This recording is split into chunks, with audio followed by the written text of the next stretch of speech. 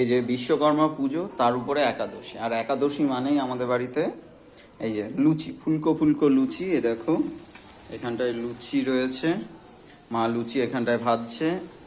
আর বাইরে মেঘলা আকাশ, ঝিরিঝিরি করে বৃষ্টি পড়ছে মাঝে মাঝে। এখানটায় সুচি, আলুর তরকারি, আর ফ্রিজের মধ্যে মিষ্টি। তো বন্ধুরা কেমন মেনুটা কেমন বলো? এখানটায় ময়দার একদম সাদা সাদা লুচি, এখানটায় দেখতেই পাচ্ছ। এখানটা হালকা একটু আটা দেওয়া আছে, তাই না মা?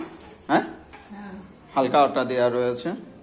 তো এই যে এখানটায়, আর বৃষ্টির মধ্যে এখান থেকে নিতে হবে একখানা এরকম ফুলকো লুচি। এটা গরম, এখান থেকে এই যে ফুলকো লুচি নিতে হবে। হা হা হা, গরম বন্ধুরা। আর লুচি নিতে হবে কি, এখানটায় দেখো এই ভাঁজ করতে হবে, হ্যাঁ, আর মুখের মধ্যে পুরে দিতে হয়।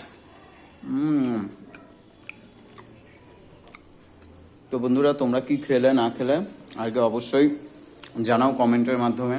তোমাদের কাদের বাড়িতে বিশ্বকর্মা পুজো হচ্ছে সেটাও জানাবে।